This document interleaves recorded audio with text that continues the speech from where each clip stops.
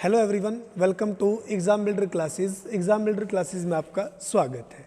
आज हम इस एक नए प्लेटफॉर्म की शुरुआत करने जा रहे हैं और इस ऑनलाइन प्लेटफॉर्म के ऊपर हम, चाहे आपका कोई भी स्टेट गवर्नमेंट का एग्ज़ाम हो, चाहे कोई भी आपका सेंट्रल गवर्नमेंट का एग्ज़ाम हो, हर एक एग्ज़ाम से रिलेटेड जो भी आपकी कम्पिटिटिव क्लास होगी वो आपको प्रोवाइड करवाई जाएगी एक अच्छे कंटेंट के साथ। जो भी टीचर आपको काम करवाए वो काम बस आप साथ के साथ कंटिन्यू करते रहना टीचर के साथ में। सबसे पहले हम डिस्कस कर लेते हैं मैथ के बारे में कि हम मैथ के अंदर क्या क्या पढ़ेंगे और कैसे पढ़ेंगे। मैथ हमारा दो पार्ट में डिवाइड होता है। एक पार्ट को आप बोलोगे अर्थमेटिक और एक पार्ट को हम बोलते हैं एडवांस। एक हमारा अर्थमेटिक मैथ होता है, एक हमारा एडवांस मैथ होता है। आप आज के दिन चाहे कोई भी एग्जाम दो, ऑलमोस्ट सभी एग्जाम के अंदर मैथ आता है। वेटेज वो एग्जाम के हिसाब से किसी के अंदर कम मिलेगी, किसी के अंदर ज़्यादा मिलेगी, लेकिन मैथ आपको जरूर मिलेगा ऑलमोस्ट सभी एग्जाम के अंदर। चाहे आप एसएससी का कोई भी एग्जाम दो, सीएचएसएल है, एमटीएस वगैरह है, जीडी है, सीजीएल है, सीपीओ वगैरह, फिर आप चाहे रेलवे का कोई भी एग्जाम दो, बैंकिंग का कोई भी एग्जाम दो, हर एक के अंदर मैथ आपको देखने को मिलेगा।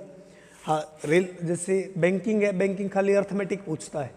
एसएससी के अंदर आपका अर्थमेटिक भी आता है, एडवांस भी आता है, लेकिन ऑलमोस्ट जो ज़्यादा वेटेज रहती है आपकी, वो ज़्यादा वेटेज मिलेगी आपको। जैसे स्टेट गवर्नमेंट वगैरह के एग्जाम होते हैं, उनके अंदर ज़्यादा क्या आता है आपका अर्थमेटिक, किसके कंपैरिजन में, एडवांस मैथ के कंपैरिजन में। लेकिन जब आप मैथ सीखने लग रहे हो तो कोशिश करो कि कंप्लीट करो अर्थमेटिक और एडवांस भी। उसके बाद चाहे आप किसी भी एग्जाम के अंदर जाकर बैठो, सिंगल एग्जाम भी आपको ऐसा नहीं लगेगा अगर आपने मैथ अच्छे से किया, आपका मैथ का क्वेश्चन ना निकले वहां पे। अर्थमेटिक के अंदर जो चैप्टर आते हैं वो एक बार मैं लिख देता हूं। परसेंटेज, एसआई और सीआई, सिंपल इंटरेस्ट और कंपाउंड इंटरेस्ट। उसके बाद हमारा प्रॉफिट एंड लॉस। उसके बाद हमारा चैप्टर एक डिस्काउंट का। ये पांचों चैप्टर काउंट होंगे हमारे, प्रतिशत के चैप्टर बोले जाते हैं। और एक चीज़ ध्यान रखना, अर्थमेटिक के अंदर अगर आपने परसेंटेज को अच्छे से कर लिया तो ऑलमोस्ट आप अर्थमेटिक मैथ के ऊपर पूरे के ऊपर काबू पा लोगे, क्योंकि अर्थमेटिक मैथ की रीढ़ की हड्डी जिस चैप्टर को बोला जाता है वो चैप्टर आपका परसेंटेज। क्योंकि हर एक चैप्टर के अंदर परसेंटेज का कंसेप्ट वो कहीं ना कहीं जरूर यूज करेगा जब भी वो क्वेश्चन देगा आपको अर्थमेटिक मैथ में किसी भी चैप्टर से। ये पांचों के पांचों चैप्टर डिपेंड रहेंगे आपके सारे के सारे परसेंटेज के ऊपर। इसके बाद एक पेयर आपका टाइम एंड वर्क, और इसके साथ में पाइप एंड सिस्टम। अगर आपने टाइम एंड वर्क अच्छे से कर लिया तो पाइप एंड सिस्टम चैप्टर भी इजीली हो जाएगा आपका। उसके बाद एक चैप्टर आएगा आपका TSD, time speed and distance, और इसके साथ पेयर है बोट एंड स्ट्रीम का। ये चैप्टर अच्छे से कर लेना भाई टीएसडी, क्योंकि जब भी मैं ऑफलाइन क्लासेस के अंदर भी पढ़ाता हूँ तो मोस्टली बच्चों का अर्थमेटिक मैथ के अंदर जो डाउट आता है वो आएगा टाइम स्पीड एंड डिस्टेंस के अंदर ही। क्योंकि मैंने जो देखा क्लासेस के अंदर, सभी बच्चे हर एक चैप्टर को पहली बार में अच्छे से कर लेते हैं। मोस्टली का डाउट रहता है कि sir time speed and distance हमें अच्छे से नहीं आया पहली बार में। है कुछ भी नहीं है, अगर आपने कंसेप्ट अच्छे से किए, चाहे कोई भी चैप्टर हो अर्थमेटिक का, एडवांस का, हर एक क्वेश्चन आपसे निकलेगा। बस वो एक खुद के दिमाग के अंदर साइकोलॉजिकल प्रेशर क्रिएट कर लेते हैं कि नहीं sir time speed and distance के क्वेश्चन हमसे नहीं होंगे, लेकिन है तो वही सेम अर्थमेटिक सारा का सारा।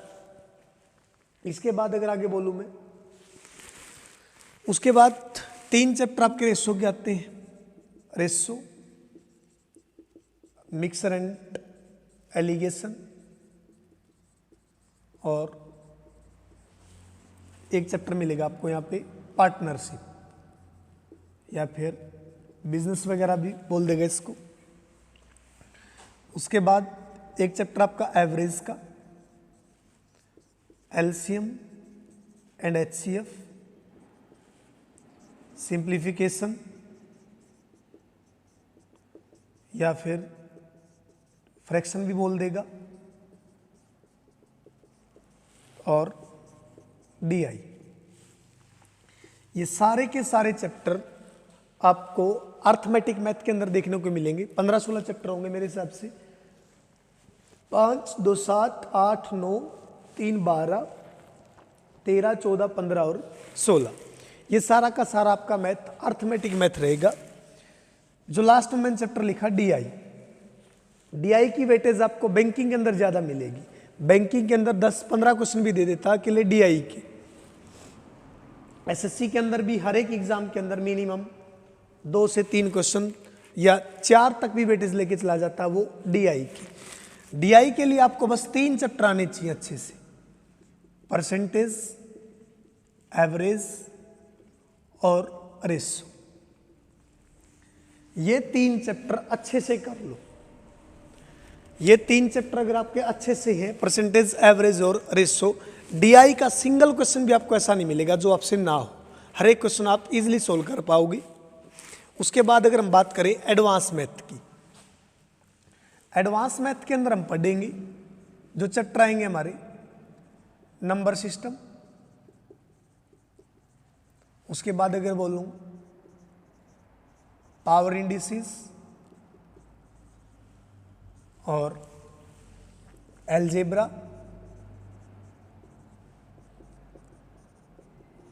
ट्रिगोनोमेट्री, और इसके साथ चैप्टर आएगा आपका हाइट एंड डिस्टेंस का।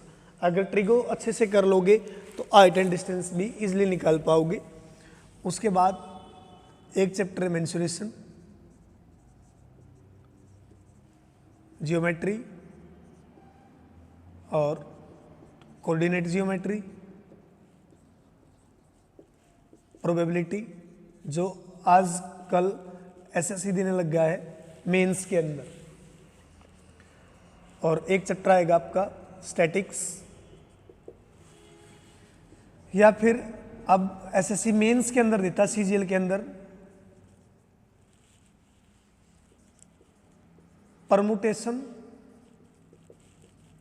And combination. जिसने भी एसएससी सीजीएल वगैरह देना है उसको तो हर एक चैप्टर करना होगा, चाहे अर्थमेटिक हो चाहे आपका एडवांस मैथ हो। लेकिन जिसने खाली स्टेट गवर्नमेंट वगैरह तक देना है तो मिनिमम अगर मैं बोलूँ तो अर्थमेटिक तो जरूर करके चलना, क्योंकि स्टेट गवर्नमेंट वगैरह के जो भी एग्जाम होते थे, इवन एसएससी का भी जीडी तक, एमटीएस तक सारा अर्थमेटिक आता है। अगर एडवांस में मिलेगा तो खाली आपको एक मेंसुरेशन का चैप्टर दे के जाएगा वो, या फिर नंबर सिस्टम वगैरह। जो भी आपका ट्रिगो, अलजेब्रा वगैरह, geometry, coordinate geometry, probability, permutation, combination वगैरह, इनके क्वेश्चन आपको देखने को मिलेंगे सीजीएल वगैरह, सीपीओ वगैरह इन एग्जाम के अंदर।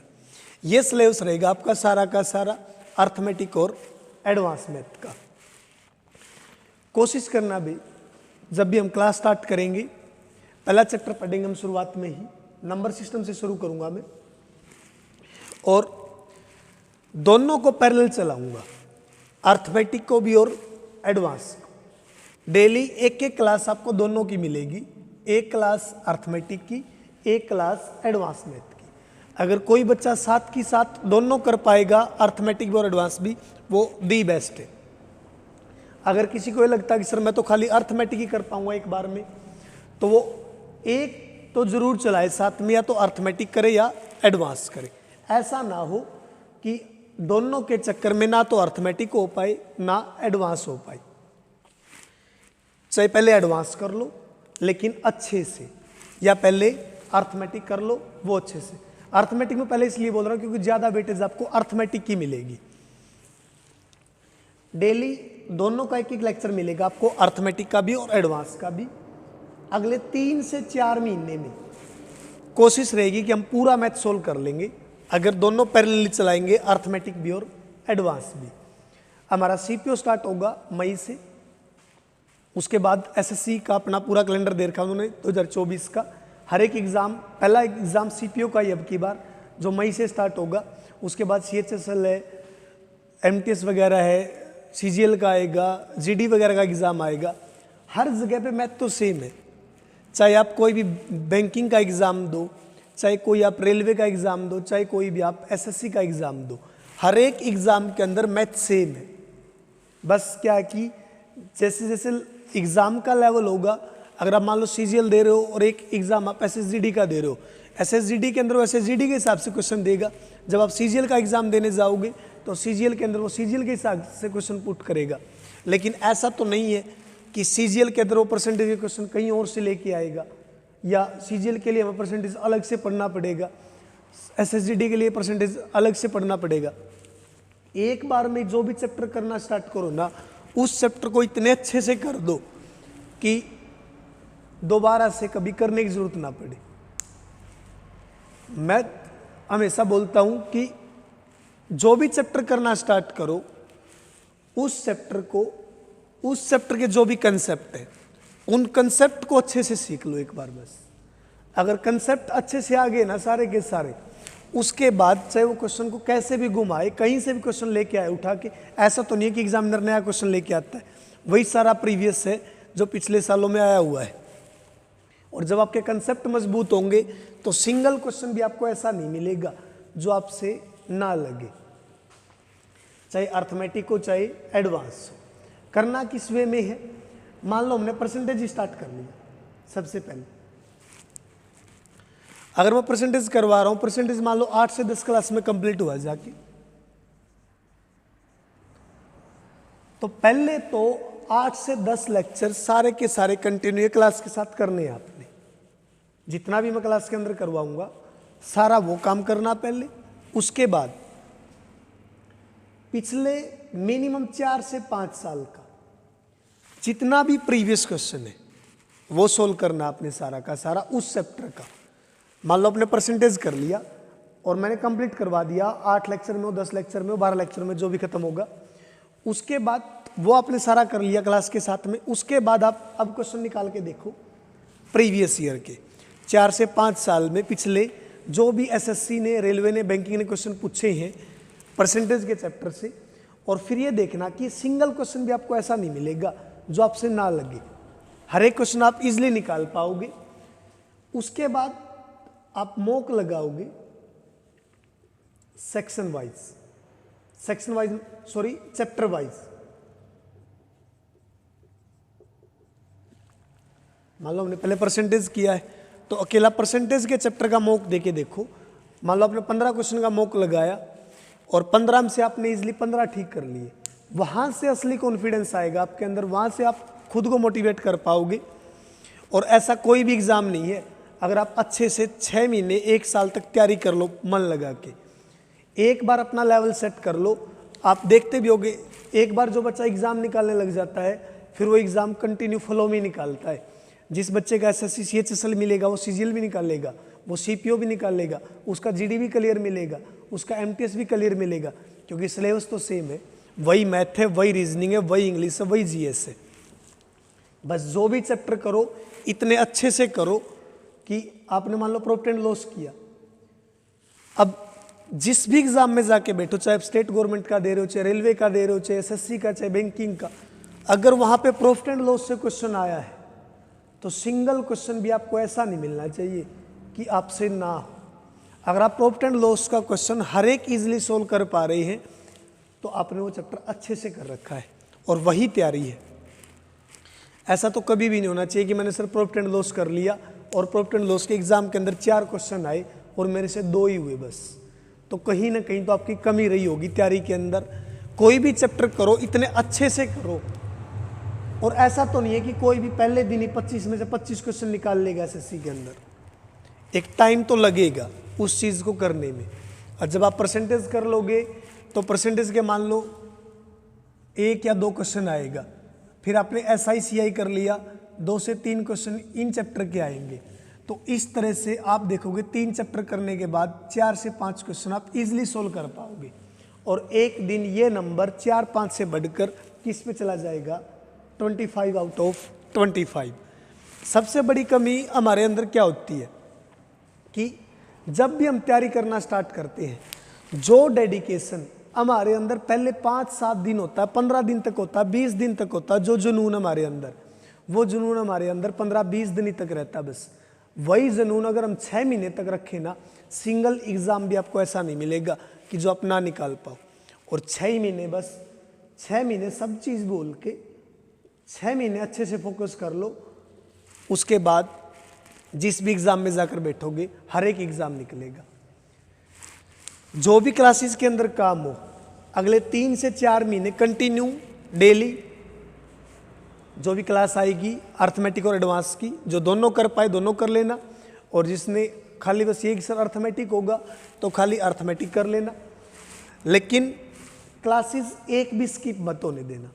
अगले 3 से 4 महीने के बाद आप खुद बोलोगे कि सर मेरे 25 में से 25 के 25 क्वेश्चन निकलने लग गए, और वो खुशी अलग ही है जब ये बोलोगे कि सर मेरे 25 आउट 25 क्वेश्चन सोलो ईजिली होने लग गए हैं। अब बस फॉलो क्या करना है, जो क्लास के अंदर काम हो वो सारा का सारा, चाहे आपके नोट्स बनाते चलना साथ की साथ, ताकि जब भी उन चीज़ों को एग्ज़ाम के टाइम पे रिवाइज करोगे फास्टली सोल्व कर पाओ। पहले जितने भी लेक्चर होंगे सारे के सारे वो करने हैं। उसके बाद पिछले 4 से 5 साल के जो भी उस चैप्टर के प्रीवियस क्वेश्चन है किसी भी एग्ज़ाम के अंदर आए हो वो लगाओगे। उसके बाद उसी चैप्टर का चैप्टर वाइज मॉक दोगे किसी भी टेस्ट सीरीज के ऊपर जो भी आपको बेस्ट लगे। और मान लो 15 क्वेश्चन है 20 क्वेश्चन है, फिर देखना वहाँ पे क्वेश्चन कितने कर पाते हो। और असली कॉन्फिडेंस वहीं से आएगा जब आपको खुद ऐसा लगेगा कि हाँ सर मैंने 15 क्वेश्चन इस मॉक में 15 क्वेश्चन थे परसेंटेज के, और मैं 15 के 15 क्वेश्चन ईजिली सोल्व कर पाया। असली जो मोटिवेशन मिलेगा आपको वहीं से मिलेगा। और हमारी सबसे बड़ी कमी क्या रहती है, पढ़ना स्टार्ट करते हैं 10 दिन बाद 20 दिन बाद 1 महीने के बाद हार मान लेते हैं। कभी अपने माँ बाप के बारे में, अपने माँ बाप, मैं तो हमेशा बोलता हूँ कि सबसे बड़ा जो मोटिवेशन होता है वो हमारी फैमिली होती है। अपने मम्मी पापा को देखना, अगर वो खेती भी करेंगे ना तो ऐसा तो नहीं है कि अगर खेती करना स्टार्ट करेंगे पहले दिन खेत में जाके कोई भी बीज बोया और वो 10 दिन में 15 दिन में तैयार हो जाएगी वो चीज़। एक प्रॉपर टाइम पीरियड होता है, उसको भी 5 से 6 महीने लगते हैं तैयार होने में। सेम वही काम कंपटीशन का है। आपको बस मेन चीज़ जो हार नहीं माननी, एक पेशेंस दिखाना है उस चीज़ के अंदर कि हाँ सर मैं अगले 5 महीने 6 महीने मेहनत करूँगा कंटिन्यू। और 5 महीने 6 महीने अगर आप सब चीज़ भूल के मेहनत करोगे ना, एक दिन वो आएगा जिस दिन जॉब आपके हाथ में होगी। कोशिश करना भी, जो हमारी डेली क्लासेस आएंगी साथ के साथ आप कंटिन्यू हर एक चैप्टर को साथ के साथ करोगे। जो भी डाउट वगैरह आए आप व्हाट्सएप वगैरह पे कहीं भी इजीली शेयर कर सकते हो। आपको कोई चीज़ ऐसा लगे कि सर अपने परसेंटेज का पूरा चैप्टर करवा दिया और ये चीज़ हमें नहीं बताई। सबसे पहले हम स्टार्ट करेंगे पढ़ना, जो भी हमारी पहली क्लास होगी उसके अंदर नंबर सिस्टम से, क्योंकि सिंगल एग्ज़ाम भी ऐसा नहीं है जहाँ पे नंबर सिस्टम से आपको 2 से 3 क्वेश्चन देखने को ना मिले। नंबर सिस्टम के अंदर हम पढ़ेंगे यूनिट डिजिट वगैरह, फैक्टर वगैरह, नंबर ऑफ जीरोज़, या फिर रिमाइंडर थ्योरम से क्वेश्चन आता है, डिविजिबिलिटी रूल से क्वेश्चन आता है, हर एक चीज़। क्योंकि आज के दिन अगर मैं बोलूँ एसएससी मोस्टली फोकस करता है जो नंबर सिस्टम के अंदर, तो मोस्टली क्वेश्चन आपको देखने को मिलेगा डिविजिबिलिटी रूल वगैरह से, यही क्वेश्चन रह रहा है। लेकिन ऐसा नहीं है कि मैं खाली बस डिविजिबिलिटी रूल ही पढ़ के चला जाऊँगा, मुझे चैप्टर तो पूरा का पूरा पढ़ना पड़ेगा, क्योंकि क्वेश्चन तो एग्जामिनर की मर्जी है, कहीं से भी कैसा भी पुट कर सकता है वो। चलो देखते हैं, पहली क्लास के अंदर स्टार्ट करेंगे हम नंबर सिस्टम को। Thank you so much.